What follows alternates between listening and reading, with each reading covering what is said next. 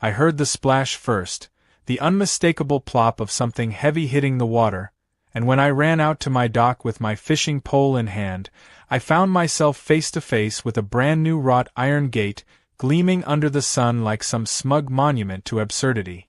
Behind it, a shiny silver plaque that read, "Private HOA access only, violators will be prosecuted."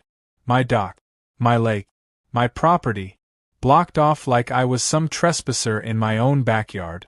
And the best part? A security camera pointed straight at me, blinking red like a robotic middle finger. That's when I knew something stupidly sinister was afoot.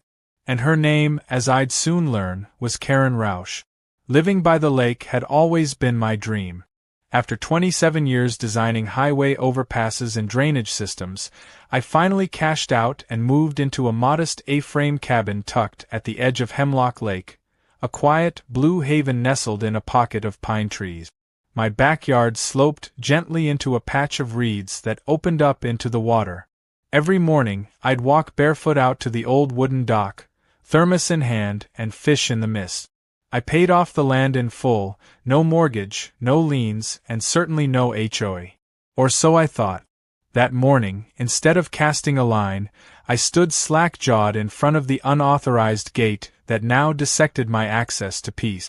I followed the fence with my eyes, black steel bars stretching out in both directions like some dystopian train track. It ran all the way up to my neighbor's property line and then snaked back toward the private road leading to the rest of the subdivision.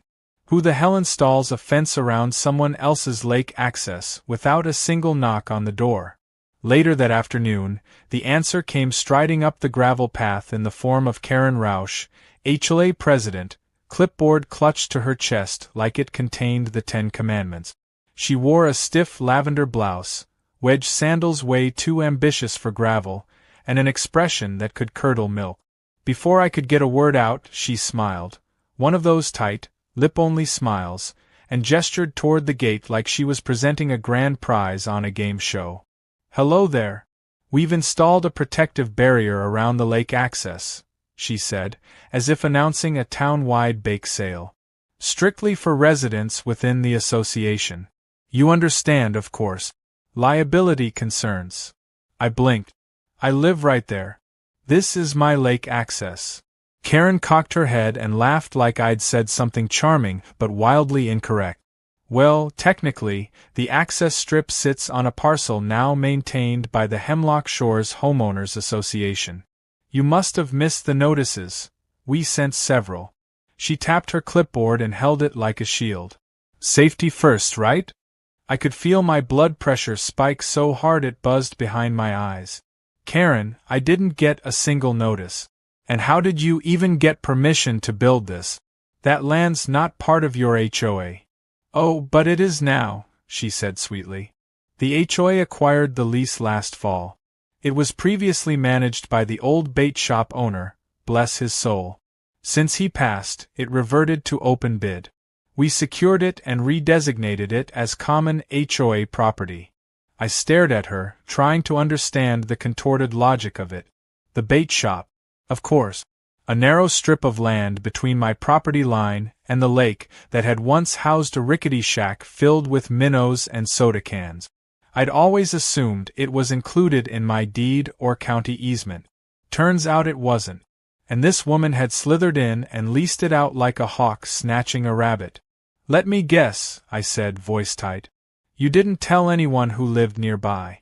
"It was discussed in our October meeting." "Fully above board," she chirped. "You're welcome to submit a formal appeal.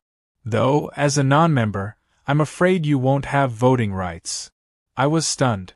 I wasn't even part of the HOA, had bought the land years before the subdivision crept in. Yet somehow, this neighborhood Napoleon had managed to rope off my lake access and declare it private HOA territory without even knocking on my door. The next day, I tried to cut through the gate. I brought my bolt cutters like some renegade freedom fighter, snipping at tyranny. I barely got through one link before Karen showed up with a security guard in tow and called the sheriff. To his credit, the deputy looked just as confused as I was. But after checking property maps, He confirmed that while I owned the cabin and surrounding land, the parcel with the dock and gate was technically under HOA lease. I couldn't believe it. Karen watched it all unfold like she was sipping a martini at the opera. By the end of the week, a warning sign went up. "Do not trespass, $1,000 fine." And that ridiculous camera kept blinking, watching my every move. I tried going through the HOA board, attending one of their meetings. It felt like walking into a soap opera run by suburban villains. Every person was either terrified of Karen or completely hypnotized by her delusions of control. One guy said, "You're not on the lake list anymore." I almost laughed. What the hell was a lake list? Then came the kicker. Karen had the only key to the lock. For a few days I sulked. I mean, what could I do? Hire a lawyer and bleed thousands trying to reclaim a tiny sliver of land with a gate on it? Dig a tunnel under the fence like a cartoon prisoner? I even considered building a floating dock off my own shoreline and launching a kayak invasion, just to make a point. And then I saw it. A "for sale" sign. Posted discreetly on the parcel next to the gated strip. The same land Karen had leased, split by legal quirk into two narrow lots. I pulled out my phone, called the number, and talked to a real estate agent who practically begged me to make an offer. The seller? An elderly woman living in Alaska who inherited the land from her late husband and forgot it even existed. That night, I sat on my porch, sipping coffee under the stars, watching the gate glow faintly in the moonlight like some smug steel totem. And I started to grin. If Karen wanted control so badly, she was about to get it. Just not the kind she expected. Because I was going to buy the land with the only gate key.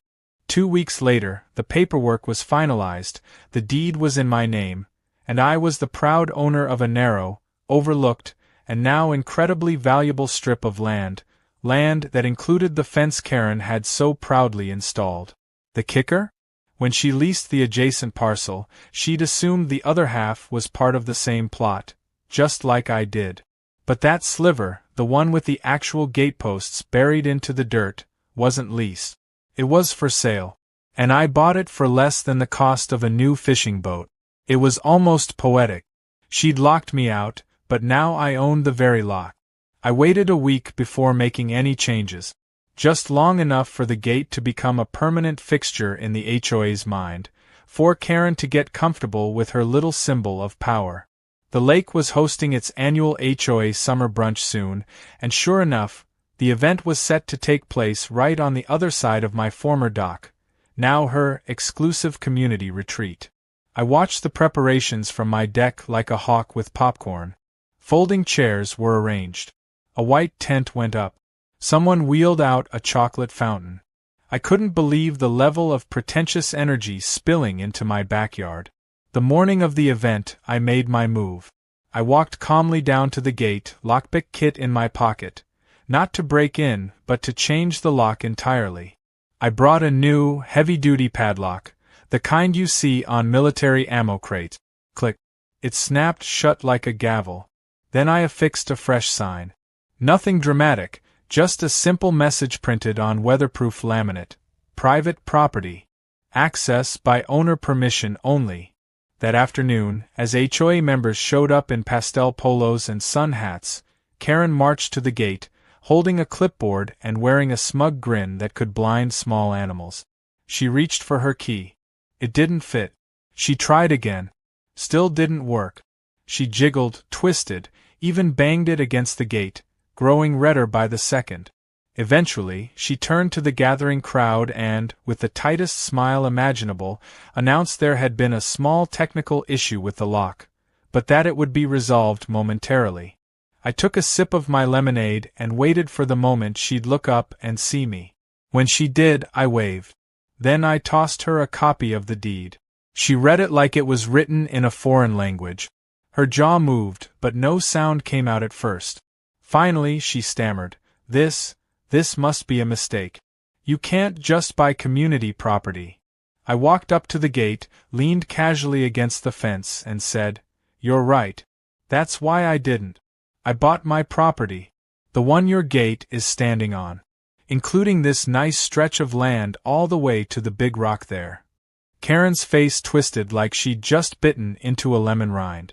She scanned the deed again and looked at the plot map, which I had conveniently highlighted in neon yellow. The realization was deliciously slow and painful. She was standing on land that no longer belonged to the HOA. Not legally. Not at all. But we installed this gate, she said, voice shrill now. The HOA funded it. And I own the soil under it, I said calmly. Which means it's mine. In fact, I was thinking of replacing it with a hammock. That got a laugh from someone in the crowd. Karen turned, eyes wide, but the tide was shifting. Several board members looked uncomfortable. A few even looked entertained. Stephanie, the younger, sharp-witted board secretary, raised an eyebrow and crossed her arms like she'd just seen a play twist she didn't expect but fully appreciated. Karen stormed off, cell phone glued to her ear, demanding an emergency board session. I let her go. There was no emergency session to save her from this. The HOA had leased half the property and built improvements onto land they didn't own. I had purchased the other half, and with it, full control of the gate, access, and all associated terms. Legally, the HOA couldn't even touch the gate without my permission. The next day, I filed an official notice with the county clerk. The fence was now marked as partially installed on private property, and any unauthorized alterations would be considered trespassing. I sent copies to the HOA, the sheriff's office, and just for fun, Karen's lawyer, whose email I obtained from a public HOA filing. Then I installed a motion-activated camera and a solar-powered floodlight. The spotlight activated every time someone approached the gate from the HOA side. It didn't record anything. I wasn't trying to catch them. I just wanted them to know I was watching. Karen's retaliation attempts came swiftly and predictably. First, a letter accusing me of sabotaging community morale. Then a second letter from the HOA legal rep, citing a clause in their charter about cooperative land usage. My reply was a copy of my deed and a post-it note, "Cooperate this." Stephanie paid me a visit not long after. She wasn't hostile, just curious. She asked to walk the property line with me. I obliged. We walked the length of the fence, and she shook her head, clearly annoyed. Karen never ran this through the proper channels, she said. She told the board it was uncontested HOA property. It wasn't. It's just that nobody cared until she installed a gate. Stephanie smirked. She's going to blow a gasket when the board finds out she spent $3,000 of HOA funds fencing land we don't own. Then I guess she better reinforce that gasket, I said. Over the next few days things shifted. The HOA's posture softened. Stephanie began attending board meetings with visible tension. Rumors swirled about internal disagreements and potential misappropriation of funds. One board member resigned. Another requested a full financial audit. And Karen? She filed a complaint with the county zoning office. That backfired spectacularly. The zoning official came out, checked the parcel lines, and told her in no uncertain terms that she had no authority over that stretch of land. Worse, she'd have to request formal permission if she wanted to host any HOA events on it. She tried to argue. Zoning guy just shrugged and pointed at the coordinate. He owns it. And it's not under your HOA's domain. End of story. By the end of the week, Karen attempted one final, desperate move. She hired a locksmith to change the gate lock again. The guy showed up, looked at the gate, checked the property markers, and called me. I walked down with a bag of cookies and a receipt showing I was the property owner. The locksmith laughed, took a cookie, and left without touching a thing. That night, I installed a fishing chair behind the gate. Sat there with a cooler and a book, enjoying the breeze. Occasionally, HOA residents walked by, looking sheepish. A few waved. One dropped off a six-pack and thanked me for standing up to the nonsense. It wasn't about revenge anymore. It was about principle. If Karen wanted control, she could go find it somewhere else. Here, on this side of the gate, I was the one with the key. By the time July rolled around, the battle lines were drawn in invisible ink, only visible to those of us living it every day. The gate had become more than a physical barrier. It was a symbol. For me, it stood for boundaries, ownership, and the sweet taste of poetic justice. For Karen, it was a humiliating monument to her overreach, a daily reminder that her grasp had exceeded her reach. But just because she'd been beaten on the ground didn't mean she was done. Oh no, she had plans, and I saw them start to unfold with a silence that was somehow more ominous than any shouting match. It started with boats. Not mine, of course. I couldn't even get mine into the water without lifting it over the gate like a circus act. These were HOA boats, paddle boats and small skiffs, drifting in from the far end of the lake. At first, I thought it was innocent, just kids out enjoying the water. But then I started seeing the same people docking at the backside of my property, stepping onto the land like it was a park. I approached one couple who looked genuinely confused when I asked what they were doing. "Oh, we were told this area's part of the community lakefront," the man said, holding a little picnic basket. "Karen sent out a newsletter about the new boat landing zones." I nodded slowly. "And did she mention who owns this piece of land you're standing on?" His wife blinked. "Wait, you own this?" I pointed to the sign, still bolted to the fence, now with a small addition. "Private property, parcel number 2483, trespassing not permitted." I'd added it after the third boat landed. Things escalated when a row of buoys appeared in the water. Bright orange, strung with netting like a floating fence, they cordoned off the side of the lake near my dock. The sign attached to them read, "Community Swim Area, HOA members only."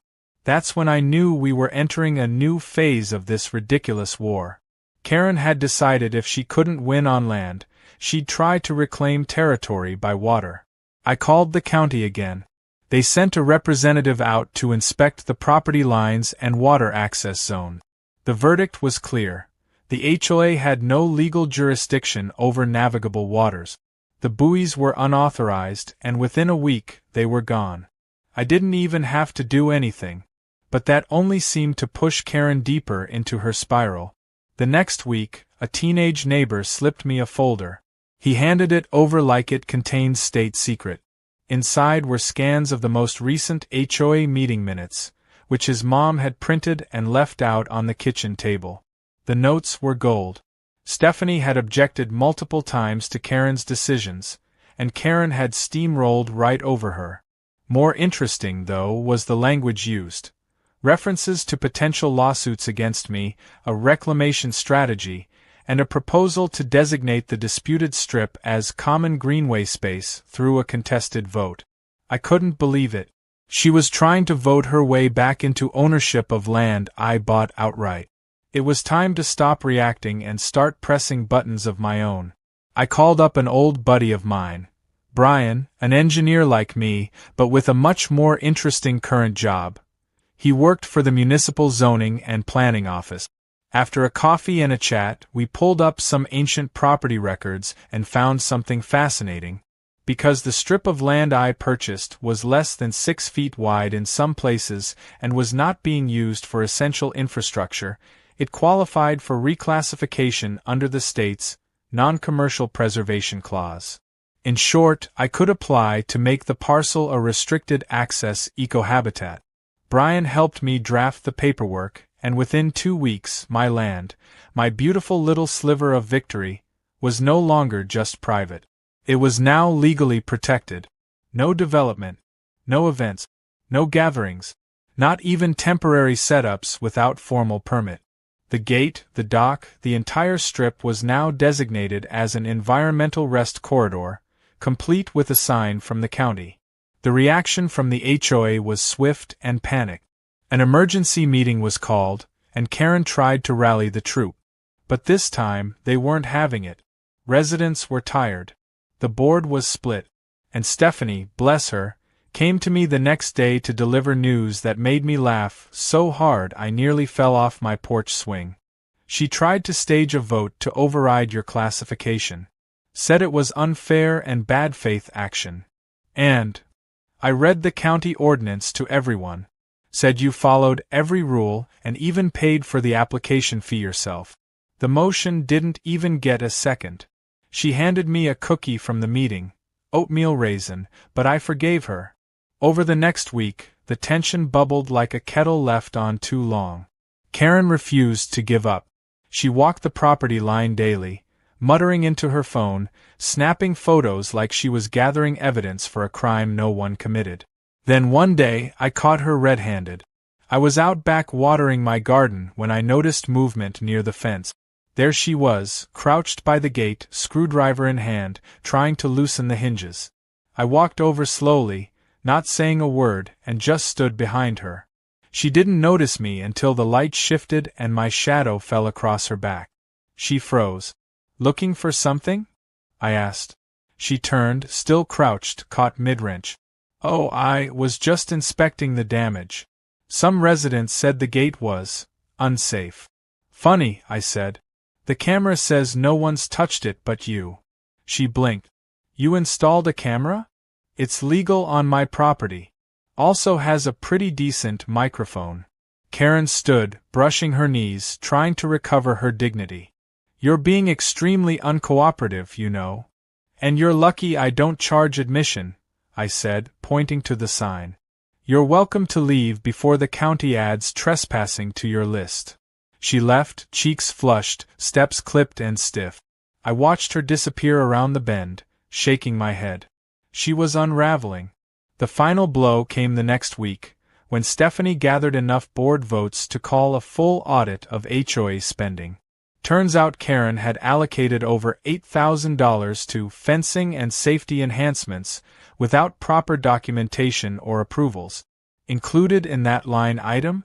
A weekend board stress retreat at a local spa, booked under her niece's name. The board suspended her pending investigation. She resigned 2 days later, blaming a toxic environment. Word spread fast. Residents started stopping by to thank me, bringing pies, 6-packs, and even one hand-painted sign that read local legend, Gatekeeper of Hemlock. I put it up next to my fishing chair. Peace returned slowly, like the lake healing after a storm. The buoys never came back. The gate stayed locked, but always open for the kids who wanted to fish, or the elderly couple who just liked to sit near the water. I had a stack of laminated permission slips for guests, and anyone respectful enough to ask got one.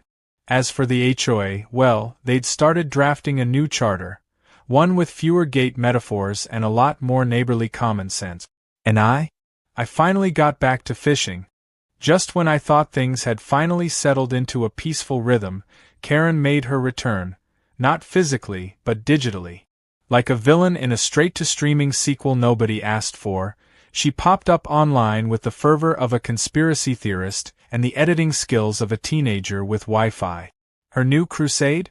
A campaign she called Save Our Shoreline, complete with a Facebook group, a YouTube channel, and a series of increasingly unhinged TikToks filmed in her backyard, which was now 3 states away. Apparently, she'd moved to Florida, but distance hadn't dulled her thirst for drama. If anything, it sharpened it. The videos were something to behold. In one, she stood in front of a green screen backdrop of Hemlock Lake, declaring that an entitled non-member had seized sacred community land and fenced it off like a tyrant. She showed blurry screenshots of my gate, labeled with words like greedy, anti-neighbor, and my personal favorite, gate goblin. Another video featured dramatic music and slideshows of the lake over the years, intercut with stock footage of crying children and real ducks quacking in confusion. Her finale was a full-blown monologue under stormy sky filters, ranting about how one man weaponized bureaucracy to oppress an entire neighborhood. I would have ignored it if it hadn't started picking up traction. Some video got picked up by a mid-level outrage blogger, and suddenly, my quiet little fence was trending. People began sharing the clips under hashtags like #LakeLockdown and #FreeTheDock. Strangers commented on my public property record. One even left a voicemail asking how much I'd charge to rent the land back to the community. Another guy offered to do a documentary. He said he was from Oregon. I asked if he'd ever been to Hemlock Lake. He said no, but injustice is universal. At first, I was furious. I hadn't asked for fame, infamy, or any kind of spotlight. I just wanted to fish, sit by the water, and not have to argue with power-hungry people wielding clipboards. But then, something unexpected happened. The internet, that great swirling tide of chaos and memes, turned on Karen. Reddit threads popped up dissecting her videos, pointing out inconsistencies and her long history of HOA complaints from previous residences.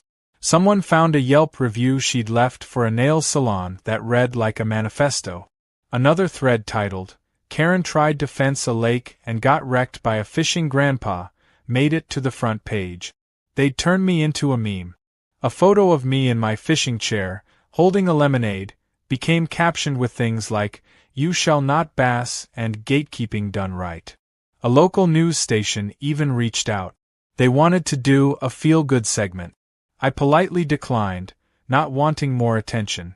Still, they aired a story based on public records and included a zoomed-in image of the property deed with dramatic narration. Stephanie called me afterward, laughing so hard she could barely speak.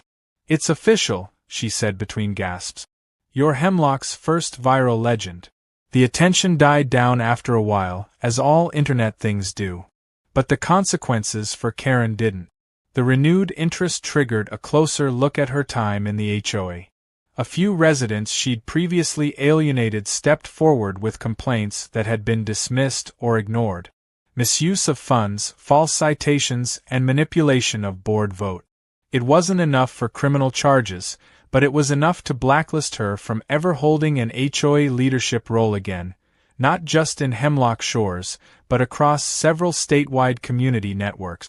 And then, in a move that nearly made me spit out my coffee, the county sent her a fine.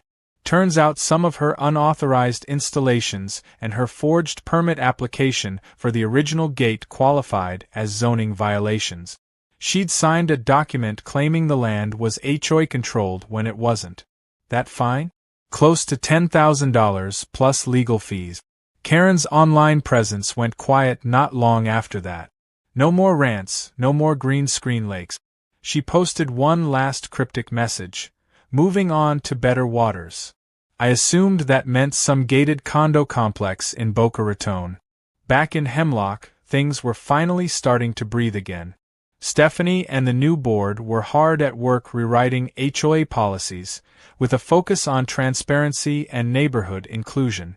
She even invited me to one of their sessions, not as a member, but as a consultant. I declined the official invitation but agreed to swing by with donuts and sarcasm, which seemed like a fair trade. One morning, I walked down to the gate and decided to make one final change. I removed the heavy-duty padlock and left the gate wide open. In its place, I installed a small post with a laminated sign that read, "Access granted by courtesy. Respect earns welcome. Entitlement earns nothing." It wasn't a legal restriction anymore, it was a test of character. And you'd be surprised how many people actually asked before stepping through. That week, I got a knock on the door from a teenage boy I hadn't seen before. He introduced himself as Mason, said his family just moved in, and he heard I owned the best fishing spot on the lake. "I'm not gonna lie," he said nervously, "my friends dared me to sneak in.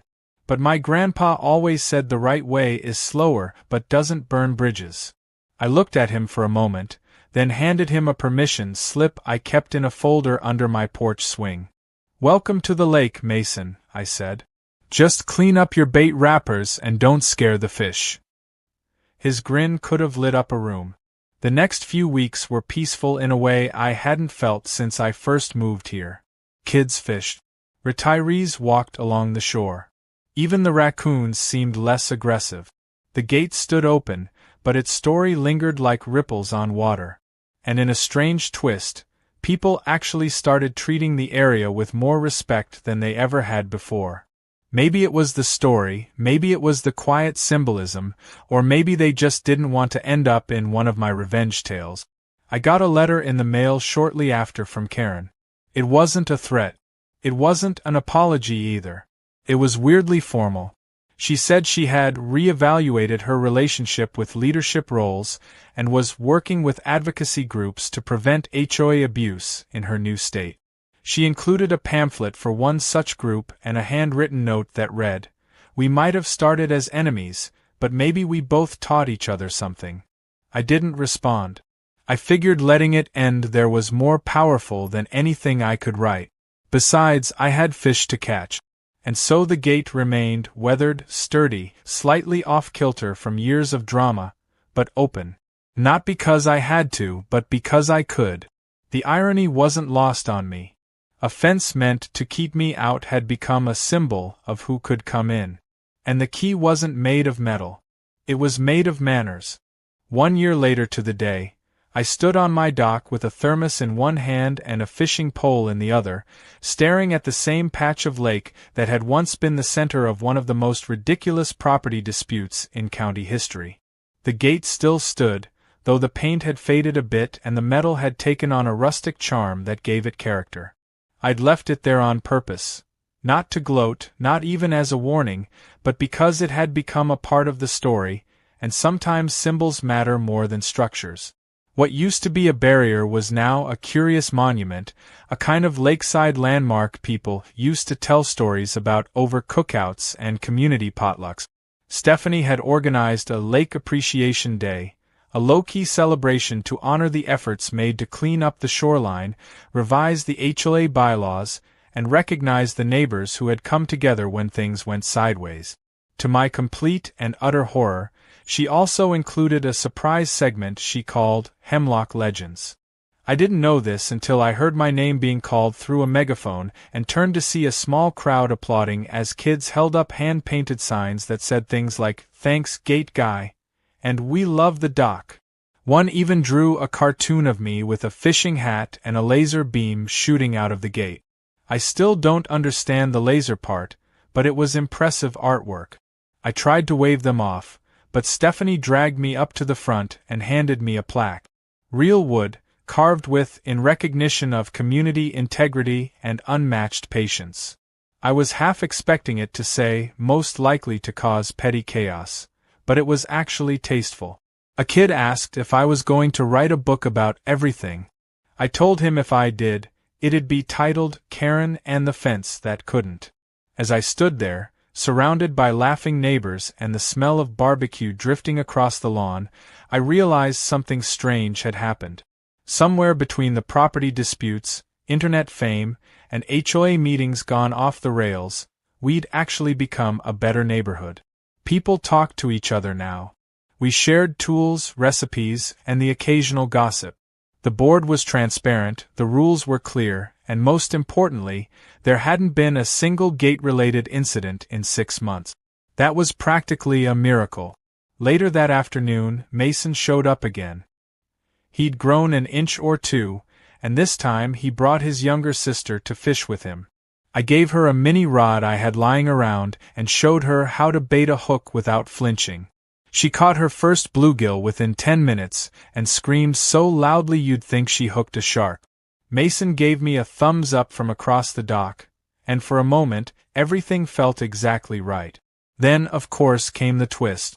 Around sunset, a silver sedan pulled up near the end of the road, and a woman stepped out in sunglasses, a floral scarf, and flats that were way too white for a place with dirt paths. She walked slowly, deliberately, taking in the view. People noticed, went quiet. Someone whispered, and I caught the name before it even reached me. Karen. She stood by the gate, looking at it like someone visiting the ghost of a bad decision. To her credit, she didn't approach anyone or try to make a scene. She just stared at the water for a while, then reached into her bag and pulled out a small box. She opened it, looked inside, then closed it again without taking anything out. I didn't move, didn't say a word. Part of me expected her to shout something, maybe demand an apology or start filming. But she just turned back toward the car, paused, and looked at me. Her voice wasn't loud. "Still got the key?" I raised my thermos slightly in acknowledgement. "Still don't need to use it, She gave the faintest nod, then turned and left. No dramatics, no swan song. Just a quiet exit stage left. The moment passed, and the conversations resumed. Stephanie came over and asked if I was okay. I shrugged. Honestly, it didn't bother me. People change. Or they don't. Either way, it wasn't my job to make sense of it. My job was to watch the water, make sure the kids didn't hook each other, and keep the chairs from sinking into the mud. That night, as the sun dipped below the treeline and the lake shimmered gold and orange, a few of us stayed behind to roast marshmallows. Mason told a dramatic retelling of the Great Gate War using stick figures and fire pokers. A retired couple offered me homemade apple pie as thanks for helping steer the HOA away from disaster. I didn't do much, I told them. I just stood my ground. They disagreed. Eventually, the crowd thinned out and I found myself alone again, sitting in my weathered chair, the lake whispering its quiet lullaby. I looked at the open gate, the plaque on the post, and the worn trail where hundreds of respectful feet had passed. It was funny. A year ago I had been locked out. Now people were walking through freely, but on my terms, under one simple rule. Don't be a jerk. I thought about how far things had come. About the angry emails, the rogue locksmith, the viral memes, and the zoning paperwork that could have passed for an undergraduate thesis. I thought about how a ridiculous little fence turned into a story of pride, petty battles, community rebellion, and accidental heroism. And through it all, the lake never changed. It just kept shimmering, waiting, patient. Just before heading in, I reached into the little tackle box I kept by my feet and pulled out the original padlock Karen had installed on the gate. I'd kept it as a reminder. It was rusted now, frozen shut from time and rain. I placed it on the gatepost and left it there. A silent trophy. A relic of a time when lines were drawn in metal instead of kindness. As I turned back toward the house, porch light glowing warm in the dark, I heard footsteps behind me. Mason again, jogging up. "Hey," he said, out of breath. "You coming to the late-night fish-off tomorrow?" I smiled. "Wouldn't miss it." "Cool," he said, then paused. "Also, someone put your fishing hat on the HOA bulletin board as a joke. Like, stapled it." I raised an eyebrow. "Was it you?" "Maybe," he said, grinning. "Community art, right?" I chuckled. "Remind me to charge you rent next time." And with that, I headed inside, the sounds of laughter still echoing faintly behind me. The lake stayed quiet, the gate stood open, and the story that started with a lock ended with something much better, a legacy. Not just of property rights or neighborhood battles, but of standing up, staying patient, and knowing that sometimes the best key isn't one you hold in your hand, it's the one you give away freely, with a little bit of trust and a whole lot of wisdom.